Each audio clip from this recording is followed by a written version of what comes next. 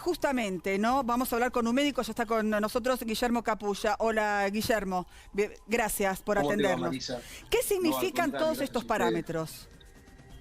Bueno, si uno ve esos parámetros en cualquier paciente, olvidémonos, abstraigámonos de que es Diego Maradona, la verdad es que nos llama la atención porque es una hipertensión ligera, sobre todo la presión mínima, sabiendo que la presión normal puede estar en 120, 80, que puede ser más de 140, 90, se considera hipertensión. O sea que es un parámetro que no genera una alerta, una alarma, pensando que en Argentina uno de Normal cada tres sería. somos hipertensos y Sí. quizá la mitad ni lo sepamos que lo somos, ¿no? Guillermo, Con respecto a la frecuencia, sí, Guillermo, sigo un gusto analizando un poquito lo que saludarte. decía. Guillermo, te ¿Cómo te pregunto va? sobre el otro parámetro que me parece importante. Él se supone que estaba descansando, la frecuencia cardíaca estaba en 103.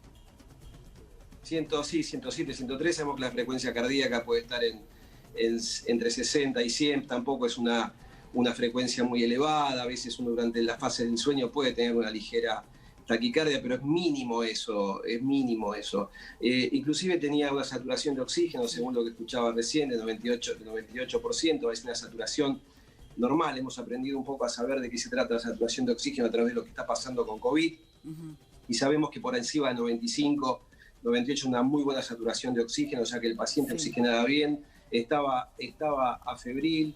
Por lo tanto, nada de eso que tenía generaba una luz roja como para decir, corriendo hay que ver un médico. No, es para atenderlo como si yo vuelvo a repetir, olvidémonos que es Maradona, ve un paciente que está en su domicilio con esos parámetros y esa frecuencia respiratoria que tampoco estaba alterada, ¿no? O sea, un paciente que está fatigado, que está agitado, seguramente tiene una, se llama taquipnea, taquiaumento de la respiración, en este caso estaba dentro de parámetros normales, entre 12 y 18, creo que dijo Tuni 17, por lo tanto tampoco eso generaba una alerta. Mientras se tomaron esos parámetros, nada hacía presumir de eso que estábamos viendo un desenlace inminente. Por supuesto que las cosas, como pasa en salud, en un segundo puede cambiar todo, ¿no? Un paciente que hace una arritmia cardíaca, que puedo ser yo en este momento, puede ser cualquiera de ustedes en el estudio, si tenemos una arritmia, puede pasar, hay arritmias que son, digamos, benignas, entre comillas, y otras que sí que pueden ser fatales, como son las arritmias de una parte del corazón,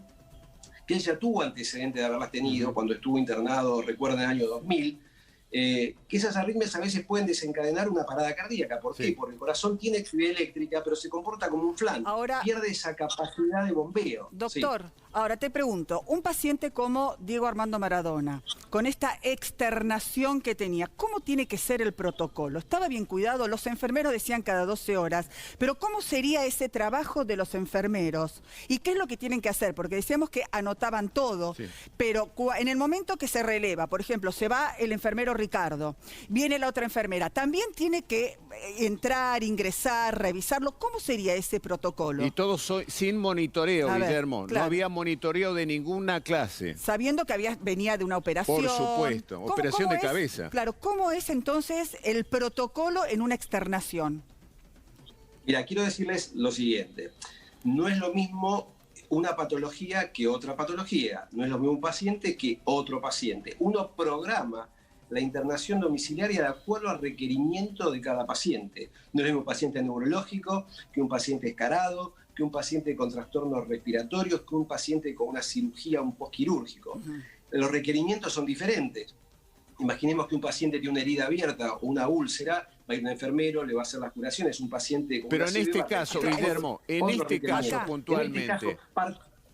En este caso particular, haber salido de esa situación, habiendo visto cómo estaba Diego, no es un paciente que yo asistí, quiero decir. No, pero si vos hubieras tenido que asistirlo, eras el jefe de los médicos, ¿vos qué hubieras hecho? ¿Cuáles serían las órdenes? Bueno, a ver, el paciente puede decidir parte de su internación, la puede decidir un paciente que está lúcido, que es responsable de sus actos. Cuando hay insanía que se declara a través de dos médicos, bueno, lo decide la familia. Si no, el paciente es parte de todo esto, obviamente. Yo no puedo internar un paciente un segundito. Respecto a la lucidez, lo que vimos en gimnasia,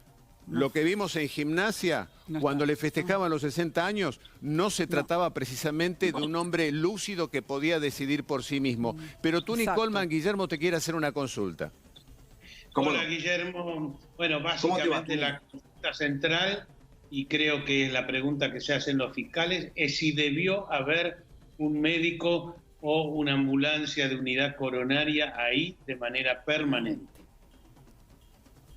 Mira, cuando uno, vuelvo a insistir en lo que dije al principio, cuando uno decide la internación domiciliaria de un paciente cardiológico o un paciente crítico, uno puede pedir como una guardia médica un médico permanente en domicilio. Guardias como hacemos en un hospital, guardias de 12 horas pueden ser, o guardias de 8 horas, eso de acuerdo a la empresa de internación domiciliaria se puede diagramar y se puede hacer. Una ambulancia en la puerta de la casa, la verdad que no es una cosa habitual que suceda, porque si un paciente tiene una ambulancia en la puerta que esté internado, sería lo más lógico. Claro. Hay una cosa intermedia en todo esto que tiene que ver con los, llamamos en medicina, el tercer nivel. Cuando un paciente crítico sale de la agudeza, digamos, como Diego salió de la cirugía de su cabeza, que, digamos, del punto de vista quirúrgico estaba de alta, pero claramente no estaba de alta en los demás sentidos, claro, podía venir a un centro de rehabilitación a hacer lo que se llama un tercer nivel.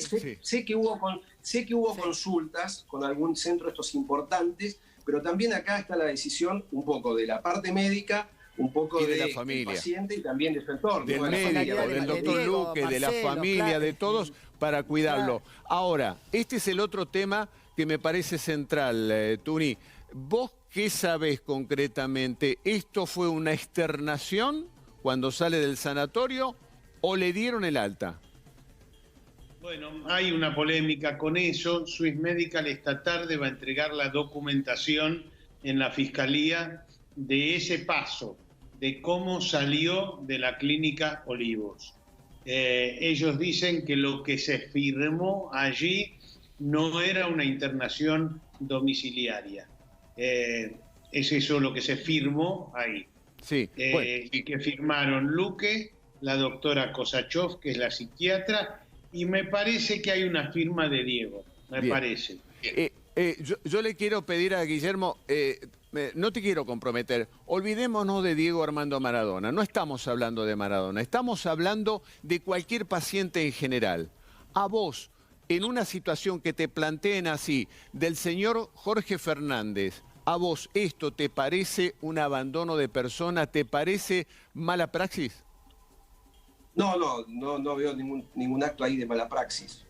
Mala praxis, aparte, lo que va a determinar, en caso de que haya existido, tiene que ser un juez.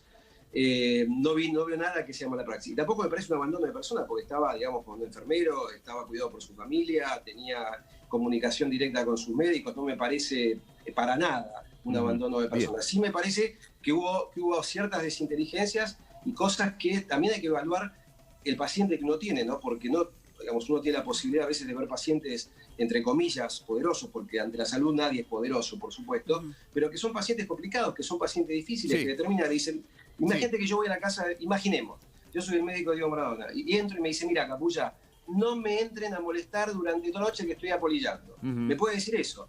¿Quién se va a animar que enfermero a meterse en la habitación de Diego Maradona, a despertarlo para tomarle la presión? Bueno, son temas que parecen sencillos, pero no son sencillos. Está bien, pero por eso lo tiene que manejar, yo estoy de acuerdo con Tuni, esto lo tendría que haber manejado un médico en forma permanente allí y decirle, muchacho, mira, esto es así o si no te pongo un tranquilizante y seguimos adelante con tu tratamiento. Pero gracias por habernos atendido, querido Capulla. Un abrazo grande. Gracias a ustedes por la invitación y quiero, si me dejas un segundo para decir esto, ¿no?